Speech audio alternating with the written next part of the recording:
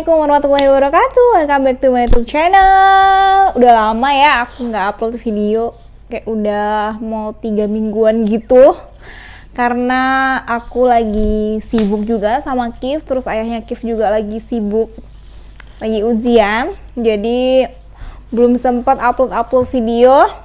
Terus baru kali ini lagi bikin video, dan di video kali ini aku mau bahas tentang golden period seperti yang udah kalian baca di judul dan lihat di thumbnail. Aku mau bahas tentang golden period, masa keemasan, masa emas anak.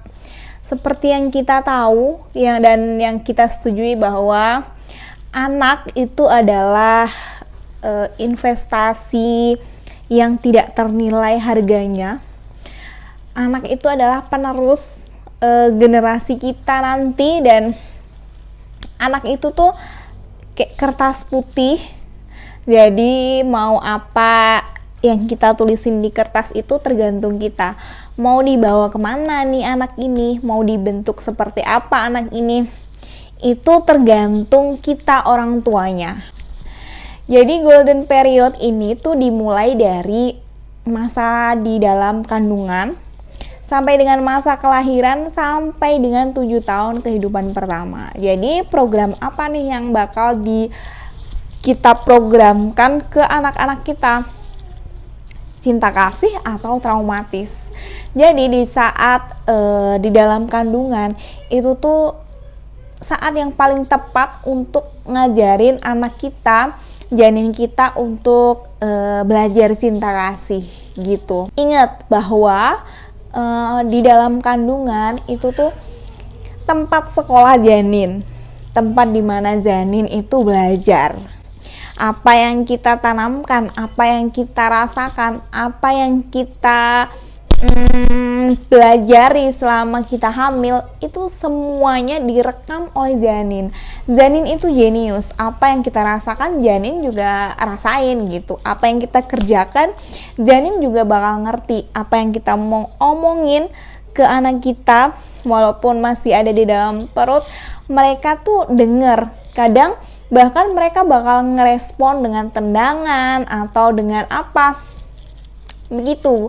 Jadi janin itu Masya Allah, dia tuh udah bisa mendengar apa yang kita ngomongin, apa yang kita katakan kepada mereka tuh mereka udah dengar sejak dari dalam kandungan. Nah, itu kenapa ibu hamil itu sebaiknya mengatakan atau berucap yang positif-positif, melakukan hal yang positif. Karena semua yang kita rasakan, semua yang kita lakukan, semua yang kita pelajari direkam sama anak kita nanti. Nah, ini juga aku udah buktiin juga sama Kif. Jadi selama hamil, dari awal kehamilan itu apapun yang aku pengen, itu selalu aku diskusiin sama Kif. Dan alhamdulillah 80% lah semuanya diturutin sama Kif. Yang gini, di awal-awal kehamilan itu Kif tuh suka main-main di bawah, suka nendang-nendang di bawah gitu, dan agak nyeri. Kalau ditendang tuh agak nyeri, agak lumayan lah rasanya gitu. Nah, sama ayahnya tuh dibilangin, "Adek, kalau misalkan main-main di atas aja, jangan di bawah, nanti ibu kesakitan," gitu-gitu. Dan Masya Allah, akhirnya Kif tuh kayak nurut gitu loh, dan gak pernah lagi nendang-nendang di bawah lagi, gak pernah nyeri-nyeri lagi gitu. Jadi karena mungkin cowok ya atau gimana, nggak ngerti, tendangannya tuh cukup kuat gitu loh, jadi agak lumayan sih rasanya. Terus setelah dibilangin sama ayahnya itu tuh nggak pernah lagi nendang-nendang di bawah. Terus dari awal kehamilan, awal banget itu selalu aku bilang sama Kif, nanti lahirnya yang pinter ya dek, jangan lama-lama sampai klinik, nggak lama nanti adek lahirnya yang pinter, bantu ibu biar kita cepat ketemu, kayak gitu-gitu. Dan alhamdulillah, menurut aku sih ini prosesnya lumayan cepet ya untuk lahiran pertama. Aku tuh datang ke klinik jam 8 pagi, terus jam 12 siang itu aku buka lengkap, terus jam 2.20 tuh lahir.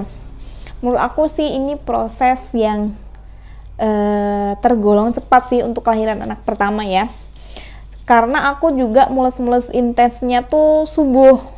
Mules-mules intens tuh subuh, itu pun belum terlalu kuat. Jadi mulai kuat banget itu jam-jam 10-an lah gitu. Tapi jam 8 tuh karena udah mulai intens banget per 5 menit, jadi aku datang ke klinik, memutuskan untuk datang ke klinik. Dan ternyata diperiksa dalam tuh udah buka 3 gitu. Kemudian sampai dengan permintaan si eyangnya untuk lahir di hari Sabtu, karena biar nggak izin, kan eyangnya masih kerja ya, jadi biar nggak izin terlalu lama, itu eyangnya minta, Dek nanti lahir di hari Sabtu ya gitu. Dan alhamdulillah, masya Allah, si Kif tuh lahir di hari Sabtu siang. Jadi Sabtu pagi nganter ke klinik, Sabtu siangnya lahir gitu. Jadi minggunya kan libur, jadi tuh nggak izin terlalu lama gitu. Dan selama hamil aku kan ditinggal sama ayahnya Kif.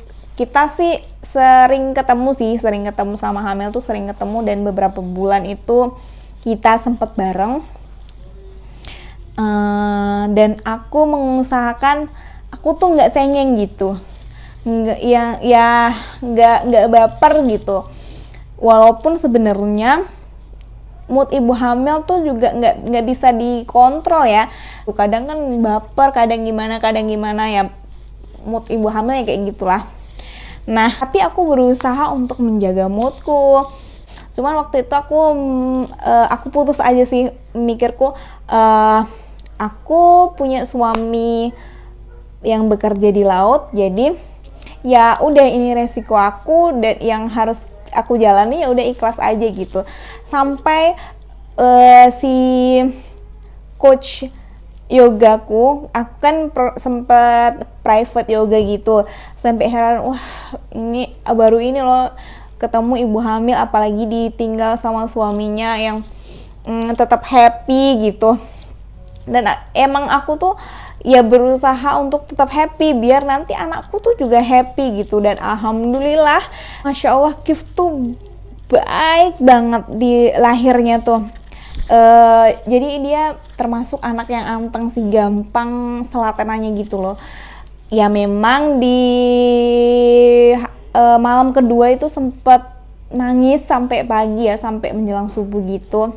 Karena yang pertama itu air susuku tuh belum keluar, jadi mungkin juga tuh penyesuaian ya dari perut, dari di dalam rahim, terus dia lahir ke dunia, di dunia yang baru, dia baru datang, baru ngelihat dunia, baru ngerasain hawa-hawa di dunia, jadi dia tuh masih menyesuaikan lah, itu wajar lah. Dan itu di malam kedua itu ngajak begadang sampai mau subuh gitu, nangis karena mungkin nyari ASI juga gitu. Tapi di malam-malam selanjutnya itu jarang banget Kif tuh ngajak begadang. Ya sekali 2 kali sih ngajak begadang, cuman selebihnya tuh kayak gampang aja gitu loh selatenannya tuh, kayak bangun tidur nggak rewel, terus jarang banget rewel, perjalanan jauh juga anteng kayak gitu. Bahkan dari kemarin tuh usia 4 bulan itu dari Jawa ke Jakarta, perjalanan jauh, di jalan pun juga alhamdulillahnya nggak rewel. Terus juga dia anaknya kuat, perjalanan jauh mau gimana tuh alhamdulillahnya tuh imunnya tuh juga kuat. Kemarin sempat pulang kampung ke Tanjung Pinang, itu kan ke Batam dulu, Batam baru nyebrang ke Tanjung Pinang.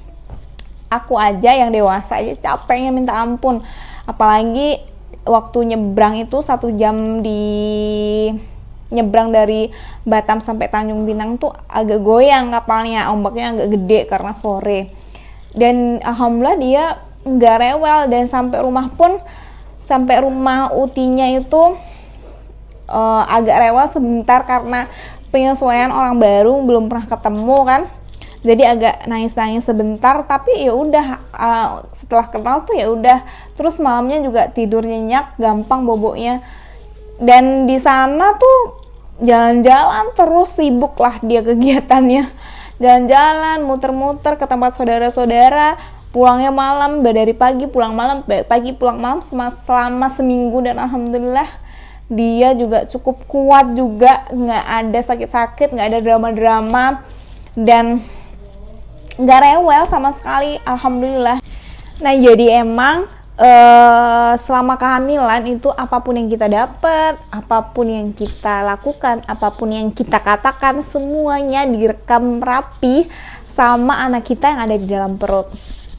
Jadi tapi kalau misalkan nih ditanyain nih, dia ingat apa enggak? Jelas nggak ingat, cuman di alam bawah sadar dia itu tuh udah terekam rapi yang membentuk secara nggak sengaja, membentuk karakter dia nanti nih pas waktu lahir, pas waktu besar gitu, akan sangat berpengaruh sekali gitu. Jadi lebih baik kita melakukan hal yang positif, mengatakan hal-hal yang positif untuk anak kita, agar si anak kita ini tumbuh menjadi anak yang penuh cinta dan kasih, tumbuh menjadi anak yang sehat, tumbuh jadi anak yang baik gitu. Nah kemudian di proses yang kedua adalah proses persalinan, proses kelahiran. Di sini adalah proses puncaknya, dan di sini harusnya sih traumatis, proses-proses yang membuat trauma itu diminimalisir, baik secara fisik ataupun emosi. Tapi masih banyak kan ibu-ibu yang mendapatkan perlakuan yang tidak baik selama proses persalinan, entah itu dari keluarga atau dari tenaga penolong sendiri gitu. Nah ini sih yang sangat disayangkan ya. Sebenarnya ibu bersalin itu tuh dia tuh butuh pendamping yang bisa untuk membantu konsentrasinya tuh kembali, membantu moodnya itu kembali, mengingatkan ayo nafasnya, atau ayo jangan teriak-teriak, kuasai nafasnya, biar kita tuh konsentrasinya tuh balik ke nafas, biar rasa nyeri kontraksi tuh terabaikan gitu loh. Tapi masih banyak di luar sana yang kadang karena saking sakitnya nggak bisa menahan rasa sakit kontraksi itu kan, ada yang teriak-teriak, ada yang cakar-cakar, dan karena yang mendampingi atau yang menolong itu nggak sabar, jadi kena bentakan-bentakan, kena semprotan-semprotan, itu masih banyak terjadi, dan itu sangat disayangkan sih, karena itu bisa membuat trauma dan berdampak panjang ke kehidupan mendatang si anak nanti gitu. Terus kemudian yang selanjutnya adalah 7 tahun pertama kehidupan, dimana 0 sampai 7 tahun itu adalah proses anak tuh mendownload semua tentang kehidupan, apa yang dia dengar, apa yang dia lihat, apa yang dia disuruh untuk lakukan, semuanya direkam jelas di alam bawah sadarnya. Jadi di usia 0 sampai 7 tahun itu tuh anak ada dalam frekuensi dan vibrasi yang rendah yang disebut theta. Theta itu adalah fase hipnosis. Jadi anak tuh kayak terhipnosis gitu loh. Semua yang dia dapat, apa yang orang tuanya katakan, apa yang orang lain katakan, itu semuanya didownload dan direkam di alam bawah sadar dia, yang akan mempengaruhi kehidupan dan kesehatan mental dia di waktu yang akan datang, di saat dia dewasa nanti gitu. Itu kenapa kita sebenarnya dianjurin juga untuk selalu berkata positif kepada anak kita. Kalau aku biasanya itu ke Kif tuh selalu bilang 5 menit sebelum tidur, atau nanti setelah bangun tidur, beberapa saat setelah bangun tidur tuh selalu kasih afirmasi dia gitu loh. Anak pinter, anak soleh, jadi anak yang nurut sama ayah sama ibu. Dan kalau misalkan si Kif itu lagi cranky atau lagi gak mood atau lagi kesel gitu, biasanya aku selalu bilang, kan anak baik, harus baik, kayak gitu. Atau misalkan lagi kesel gitu, aku kenapa, kesel kenapa, kalau mungkin aku yang salah ya aku minta maaf biar dia cepet balik moodnya, atau nanti aku alihin apa gitu. Tapi kadang itu ada yang bilang, aduh nangis terus sih, kayak gitu aja nangis, cengeng banget, atau aduh jelek banget sih, kayak gitu aja nangis. Dan itu tuh secara nggak sadar dia tuh mendownload cengeng, jelek kayak gitu. Jadi dia nanti cengeng beneran, jadi anak jelek beneran gitu.